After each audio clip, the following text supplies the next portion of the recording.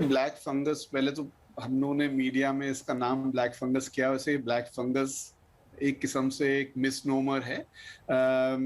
इसमें black fungus शायद इसलिए कहा जा रहा है इसके बारे में क्योंकि ये फंगस हमारे ब्लड वेसल्स के थ्रू जाके टिश्यूज को डैमेज कर देता है, इसलिए वो टिश्यू डैमेज होके काले लग सकते हैं। फंगस में कोई ब्लैकनेस नहीं है। शरीर के उन हिस्सों में जरूर जहां ये फंगस का प्रकोप हुआ है वहां ब्लड सप्लाई रुकने की वजह से वो गैंग्रीन और ब्लैकनेस आ सकती है। तो पहले तो ये स्पष्टीकरण। जहां तक दूसरा सवाल है, जो स्टेट्स में ज्यादा आया, जैसे आपने बताया महाराष्ट्र और गुजरात में ज्यादा आया, आपको याद होगा कि इन्हीं स्टेट्स में सेकेंड वेव की शुरुआत भी थोड़ी पहले हुई थी बनस्पत की, जैसे दिल्ली में हुई है। तो इसीलिए ये जो हम संक्रमण देख रहे हैं वो कोविड के मरीजों में जिस दिन डायग्नोसिस के 3 हफ्ते, 2 हफ्ते, 4 हफ्ते बाद प्रकट हो रहा है। तो इसलिए महाराष्ट्र गुजरात में इनकी संख्या ज्यादा दिख रही है और शंका ये है कि बाकी प्रांतों में भी इसकी संख्या बढ़ सकती है। तो ये हमारा दूसरा सवाल है। तीसरा जो इसमें इशू जो आप, मेरे ख्याल में हमारे श्रोताओं और दर्शकों के लिए आवश्यक है कि उसके लिए हमें करना क्या चाहिए ताकि ये प्रिवेंट हो जाए। आई एम श्योर आप इस विषय में बात करेंगे क्योंकि ये जो आप आंकड़े बता रहे हैं उससे ये बहुत ही स्पष्ट हो जाता है कि अगर इलाज जल्दी नहीं हुआ, ठीक प्रकार से नहीं हुआ, तो इसमें बहुत मॉर्बिडिटी हो सकती है। जैसे आपने बताया, कई काफी भारी संख्या में आंख की रोशनी पे असर पड़ सकता है और अगर ट्रीटमेंट नहीं हुआ और आंख से होते हुए अगर ये मस्तिष्क में पहुंच गया तो ये जानलेवा भी सिद्ध हो सकता है। तो ये हमारे लिए डिस्कशन के लिए बहुत इंपॉर्टेंट मुद्दे हैं जिस विषय में आई एम श्योर आप बात करेंगे। सबसे ज्यादा इम्पोर्टेंट ये है कि जो पहले के सिम्टम्स हैं पेशेंट के उनको पहचाना जाए। सिम्टम्स में यह है कि आंख के ऊपर स्वेलिंग आना, आंख से कम दिखाई देना, माथे के ऊपर स्वेलिंग आना, चीक के ऊपर स्वेलिंग आना, दांतों का ढीला हो जाना या तालू अंदर से काला हो जाना। अगर इस तरह की कोई भी सिम्टम्स होते हैं, नाक से कुछ ब्लड मिक्स डिस्चार्ज आता है, तो ये सारे सिम्टम इस बात की ओर इंगित करते हैं या आंख की रोशनी कम होती है कि पेशेंट को ब्लैक फंगस का इन्फेक्शन हो सकता है।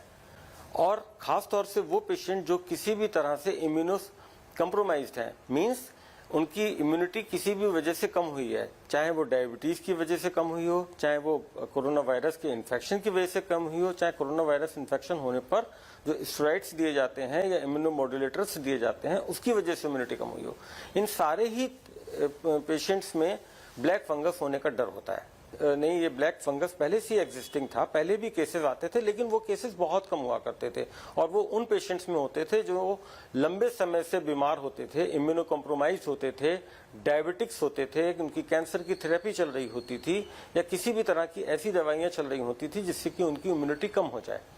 लेकिन अब क्योंकि वायरस से इसका डायरेक्ट कनेक्शन इस तरह से, क्योंकि ये वायरस भी बॉडी की इम्यूनिटी को बहुत कम कर देता है और शरीर के ऊपर अटैक करता है, और जो पेशेंट्स इस वायरस की डिजीज से पीड़ित होते हैं उनको स्टेरॉइड्स चलाए जाते हैं जो कि उनकी जान बचाने के लिए बहुत जरूरी हैं। तो उन केसेस में इस फंगस के होने का डर बहुत ज्यादा हो जाता है। ज्यादातर जो हम देख रहे हैं पेशेंट गलत ट्रीटमेंट करके, घर में ट्रीटमेंट करके ज्यादातर बीमार होके कॉम्प्लिकेशंस में आ रहे हैं। इसका मैं एक एग्जांपल ये देता हूं कि स्टीरॉयड जिसकी वजह से ज्यादातर लोग जो आजकल ब्लैक फंगस या म्यूकोरमाइकोसिस से सफर कर रहे हैं वो mainly indiscriminate use of steroid से हो रहा है। और उसको मैं एक्सप्लेन करता हूं कैसा है। स्टीरॉयड का रोल है इस बीमारी में, 5 to 7 डेज, 5वें या 7वें दिन पर शुरू होता है जब बॉडी का इम्यून रिस्पांस लॉन्च होता है वायरस को अटैक करने के लिए। जब वायरस शरीर में आता है वो रेप्लिकेट करता है और उसके बाद बॉडी उसको इम्यून रिस्पांस उसके ऊपर अटैक करती है।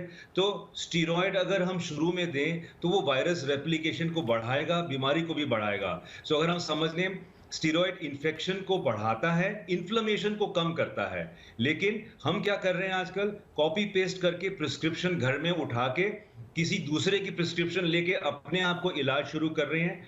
और एक और चीज है स्टीरॉयड की, अलग अलग किस्म के स्टीरॉयड हैं, प्रेडनिसोलोन है, मिथाइल प्रेडनिसोलोन है, डेफ्लोकॉट है, डेक्सामेथाजोन है। खाली WHO ने डेक्सामेथासोन 6 मिलीग्राम बताया था, जो ट्रायल में रेकमेंड किया था इन्होंने, लेकिन वो दूसरे वाले स्टेरॉइड की डोज हम डेक्सामेथासोन की डोज लगा के डबल ट्रिपल डोज लेके घर में बैठ के ले रहे हैं। इस वजह से ज्यादातर ये कॉम्प्लिकेशन हो रही है। इंडिया में बाकी वर्ल्ड के कंपैरिजन में ज़्यादा है केसेस, और ये अभी हेल्थ एक्सपर्ट्स भी समझ रहे हैं कि इंडिया में ही क्यों इसका प्रकोप ज़्यादा है और बाकी विदेश में ऐसा क्यों नहीं देखा जा रहा। इसके कुछ कारण हमने अभी सुने हैं अपने एक्सपर्ट टीम से, जैसे कि स्टेरॉइड का इनडिस्क्रिमिनेट यूज 7 दिन के बाद ही या 5 दिन के बाद ही, जब हमारी इन्फ्लेमेशन लंग्स तक पहुंचती है कोविड वायरस के टाइम पे, तभी हमें स्टेरॉइड स्टार्ट करने हैं, किसी मेडिकल एक्सपर्ट की एडवाइस पे ही स्टार्ट करने हैं। अगर आपको माइल्ड डिजीज है, सैचुरेशन नहीं फॉल कर रही, लंग्स तक नहीं पहुंचा है इन्फेक्शन, सिर्फ गले में रुका हुआ है, तो स्टेरॉइड्स की बिल्कुल जरूरत नहीं है। स्टेरॉइड्स अगर हम ले भी रहे हैं तो बहुत लो डोज में, कम मात्रा में लेना है। ये नहीं कि हम 1 mg पर kg या 80 मिलीग्राम या 60 मिलीग्राम, जो रिकमेंडेड डोज है वो बहुत कम है WHO की तरफ से, 6 mg या 8 mg के हिसाब से, और लेना भी है तो 5 दिन 10 दिन, इससे ज्यादा माइनर इन्फेक्शन में या माइल्ड इन्फेक्शन में जरूरत नहीं पड़ती। और अगर आपको सिवियर इन्फेक्शन है तो डॉक्टर्स के अंडर ही आप ट्रीटमेंट लीजिए, अपने आप से ट्रीटमेंट बिल्कुल नहीं करना। और आपको खास तौर पे तब ध्यान रखना है जब आपको डायबिटीज है, आप किसी ना किसी तरह से आपकी इम्यूनिटी शरीर में कम हुई है। कोविड वायरस में देखा गया है कि अगर आपको पहले डायबिटीज नहीं है तब भी डायबिटीज हो सकता है, और डायबिटीज अगर पहले से है तो शुगर्स अनकंट्रोल चली जाती हैं। तो इस बात का आपको अपने डॉक्टर से विचार विमर्श करके ये जरूरी है कि हम किसी भी तरह से शुगर्स अपने कंट्रोल रखें, सिर्फ एक्यूट इन्फेक्शन में नहीं। कई बार इन्फेक्शन ठीक होने के बाद भी कोविड वायरस का हमारे शुगर्स को नॉर्मल आते आते थोड़ा टाइम लग जाता है। तो रिकवरी के बाद भी अगर हमारी शुगर्स हम नहीं कंट्रोल करें तो ये फंगस, क्योंकि ये फंगस हमारे शरीर में या हवा में पहले से ही मौजूद है, ये कोई नई चीज नहीं है, पर एक हेल्दी व्यक्ति को कुछ नहीं होगा उससे। पर अगर कोई व्यक्ति जिसकी इम्यूनिटी कम है किसी भी कारण से, या तो इस कोविड वायरस की वजह से या इम्यूनोसप्रेशन की वजह से, डायबिटीज की वजह से, या कोई कैंसर पेशेंट है जो कीमोथेरेपी पहले से है उसको कोविड हो गया, या किसी का कोई ऑर्गन ट्रांसप्लांट हुआ है उसको इम्यूनोसप्रेसिव ड्रग्स मिल रही हैं, तो इन कारणों से अगर आपकी इम्यूनिटी पहले से कम है, शुगर्स का भी ध्यान रखना है। और इसके अलावा हम कुछ ऐसी चीजें कर सकते हैं जो हमें फायदा करेंगी, क्योंकि सिंस स्पोर्स हवा में मौजूद हैं। जहाँ तक आपके इन्फेक्शन का सवाल है कि कंटाजियस है कि नहीं है, कि एक व्यक्ति से दूसरे व्यक्ति को म्यूकरमाइकोसिस हो सकता है तो या नहीं हो सकता, नहीं, बिल्कुल भी नहीं, ये कंटेजियस नहीं है, नंबर 1। नंबर 2, जो एक मिथ और सब जगह फैला हुआ है कि ऑक्सीजन पाइप्स के जरिए या ऑक्सीजन के जरिए या जिनको आर्टिफिशियल वेंटिलेशन दिया जा रहा है उन लोगों को ये फंगस हो रहा है या ऑक्सीजन सिलेंडर के जरिए ये हो रहा है, ये भी बिल्कुल गलत है। ये म्यूकरमाइकोसिस का जो फंगस है, ये एटमॉस्फेयर में ऑलरेडी इसके स्पोर्स मौजूद होते हैं, जो किसी भी व्यक्ति के जो कि इम्यूनो कॉम्प्रोमाइज्ड है उसके शरीर में घुस सकता है। सुरक्षित लेवल वही है जो कि एक नॉन डायबिटिक बंदे का होता है कि fasting blood sugar should be below 100 और PP blood sugar should be below 140 और 160 के बीच में, जो डिफरेंट लैब्स के स्टैंडर्ड्स होते हैं। तो इसी के बीच में अगर शुगर कंट्रोल है तो वो एक सेफ शुगर कंट्रोल माना है। अपनी शुगर का स्ट्रिक्ट मैनेजमेंट करें, डायबिटिक कंट्रोल स्ट्रिक्टली करें, जो उनके एक्सपर्ट हैं जिनके अंडर में वो मेडिसिन ले रहे हैं डायबिटीज की, उसको वो ठीक से प्रॉपर समय पे प्रॉपर टाइम पे लें और उसको शुगर का स्ट्रिक्टली अंडर कंट्रोल रखें। एक्चुअली संख्या देखेंगे, संख्या इन मरीजों की इतनी ज्यादा नहीं है, लेकिन इस बीमारी की वजह से दिक्कतें बहुत ज्यादा है। तो हमें कोशिश यही करनी है कि जहां तक संभव हो इस बीमारी को प्रिवेंट किया जाए। आई थिंक मैसेज जो आम जनता के लिए मैसेज वो है, सबसे ज्यादा जरूरी है कि बीमारी ना हो तो बेहतर है, क्योंकि आपने बताया है कि अगर होती है तो फिर इंजेक्शन की आवश्यकता है, इंजेक्शन दुर्लभ हो रहे हैं और इंजेक्शन मिलने पर भी इसके साथ कई सारे दुष्प्रभाव आ सकते हैं।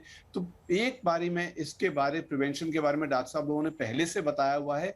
एक चीज का मैं थोड़ा सा एम्फेसिस देना चाहूंगा, जो आपने पहले सवाल पूछा था। देखिए, डायबिटीज कई बारी नहीं पकड़ी जाती है क्योंकि इस 50% लोग ऐसे होते हैं जिनको डायबिटीज होती है, उनको मालूम ही नहीं होता उनको डायबिटीज। इसलिए आवश्यक है कि कोरोना के पेशेंट को, कोविड के पेशेंट की शुगर चेक करी जाए, और खास तौर पे अगर उनको स्टीरॉइड्स मिल रहे हों तो उस समय शुगर जरूर चेक करी जाए, ताकि अगर बढ़ने लग जाए तो तुरंत पता लग जाए और उसका इलाज किया जाए, उससे शुगर को ठीक रखा जाए। ये मैसेज बहुत क्लियर है। और अगर आप दूसरों का प्रिस्क्रिप्शन लेके घर में स्वयं इलाज कर रहे होंगे तो ये किसी हालत में संभव नहीं होगा, क्योंकि तो आप मन मर्जी का इलाज कर रहे हैं। तो डॉक्टरी सलाह के साथ ही करना चाहिए, ये बहुत आवश्यक है। और ये मैसेज जितनी बारी भी दोहराया जाए वो कम है। अब सवाल आया दवाइयों का। दवाई शुरू में जरूर कम मैं समझ सकता हूँ होगी, क्योंकि ये इतनी रेयर बीमारी है कि इसके लिए इतनी संख्या में ये दवाई बनने की आवश्यकता वैसे होती ही नहीं थी। आप आमतौर पे किसी भी ईएनटी विशेषज्ञ या एंडोक्रिनोलॉजिस्ट या किसी से बात करेंगे तो साल में 6 महीने में 2, 3, 4 मरीज देखने को आते हैं। अभी आप हजारों की बात कर रहे हैं। लेकिन मैं समझता हूं कि इस विषय में जरूर मैन्युफैक्चरर से बातचीत करी जा रही होगी और उनके बनाने की उनकी क्षमता है, उसको बढ़ाने की आवश्यकता है और फिर उसका डिस्ट्रीब्यूशन ठीक करने की आवश्यकता है। लेकिन जब तक वो नहीं होगा तब तक prevention is our best solution and prevention is what we must focus on. जैसे हमने अभी तक समझ लिया है कि ब्लैक फंगस एक अपॉर्चुनिस्टिक फंगस है, यानी कि शरीर में तो रहता ही है ये, और शरीर में रहने से जब इम्यूनिटी कम होती है तो ये मल्टीप्लाई करता है, क्योंकि बॉडी का इम्यून सिस्टम ब्रेक डाउन कर जाता है। सो सबसे पहले जो ये स्पोर है साइनस में लॉन्च करता है, तो सबसे पहले इसका सिम्टम होता है नेजल स्टफीनेस और नेजल ब्लॉकेज, यानी कि नाक से सांस लेने में थोड़ी परेशानी हो सकती है। उसके बाद जैसे ये फंगस ट्रैवल करता है तो सिंगल साइडेड चीक पेन, यानी कि जिस तरफ पे ये इन्फेक्शन फैल रही है उस तरफ पे चीक पे, गाल पे दर्द होगा, भारीपन महसूस होगा आपको, बुखार भी आ सकता है। धीरे धीरे करके जब ये फंगस यहाँ से आंख की तरफ ट्रैवल करता है तो आई सिम्टम शुरू होते हैं। आई सिम्टम में आई में हैवीनेस, आंख में दर्द, drooping of eyelid, double vision and proptosis, यानी कि आई बॉल का प्रोमिनेंट हो जाना, ये आई के सिम्टम आते हैं। उसके बाद ही फिर सिर में दर्द और बाकी की कॉम्प्लिकेशन शुरू होती हैं जब ये फंगस साइनस से आईज और आईज में ब्रेन की तरफ ट्रैवल करता है। ये ऊपर की तरफ ये आई और ब्रेन में ट्रैवल करता है, नीचे की तरफ ये दांत में ट्रैवल करता है। जैसे डॉक्टर आलोक ने भी बताया, ये दांत को लूज करता है और डेंटल पेन कॉज करता है। तो फंगस इस तरह के आपके रिस्पॉन्स आते हैं। अगर आप डायबिटिक हैं, कोविड से रिकवर कर रहे हैं और इस तरह के सिम्टम अगर आपको आए, खासकर अगर आप देख रहे हैं नाक से blackish colour, blood colour discharge आ रहा है, नाक में स्टफीनेस और पेन हो रहा है, आप तुरंत रिपोर्ट करिए डॉक्टर के पास। वो सीटी स्कैन या एमआरआई कराएंगे या नाक में एक स्वॉब डाल के पोटेशियम हाइड्रोक्साइड के साथ उसको टेस्ट करके देखेंगे फंगस है कि नहीं। सारे उम्र के लोगों को प्रभावित करता है, जिसमें ओल्ड एज के लोगों को ऑब्वियसली ज़्यादा प्रभावित करता है, क्योंकि उनकी इम्यूनिटी एक नॉर्मल यंग एज के बंदे से थोड़ी सी कम होती है। और उन लोगों को ज़्यादा प्रभावित करता है जो कि डायबिटिक पहले से रहे हैं, जिनका कोई ऑर्गन ट्रांसप्लांट हो चुका है, जो किसी तरह की एंटी कैंसर थेरेपी पे चल रहे हैं, या किसी भी तरह से उनकी इम्यूनिटी डाउन है, उन लोगों में ही ज़्यादा प्रभावित करता है। ये जो फंगस है, ये चाहे ब्लैक हो चाहे वाइट, हमारे सारा बेसिक सेम है कि हमारी इम्यूनिटी कम है तो तब ये स्प्रेड करेगा और वो टिश्यूज के माध्यम से स्प्रेड करेगा। पहले नाक के रास्ते से साइनसेस के रास्ते, और उसके बाद आंखों के रास्ते ब्रेन तक भी जा सकता है और नीचे मुंह की तरफ भी जा सकता है। एक आम आदमी के लिए, हम सबके लिए यही समझना जरूरी है कि हमें इम्यूनिटी नहीं गिरने देनी। अगर डायबिटीज अनकंट्रोल हो रही है या किसी भी तरह से हमें स्टेरॉइड ज्यादा तरह से मिले हैं, तो अपने डॉक्टर से निरंतर टेली कंसल्टेशन के माध्यम से या उनसे संपर्क बनाकर उनसे विचार विमर्श करना जरूरी है। और साथ साथ अपनी पर्सनल हाइजीन मेंटेन करनी है, ताकि चाहे व्हाइट फंगस हो चाहे ब्लैक फंगस हो। एक्चुअली ब्लैक फंगस, जैसे sir doctor Nikhil Tandon sir ने बताया कि it is a misnomer, it is actually a non pigmented, इसका कोई रंग नहीं है इस फंगस का। तो ये टिश्यू को जो मार देती है, dead tissue, it appears like black because it has no blood circulation.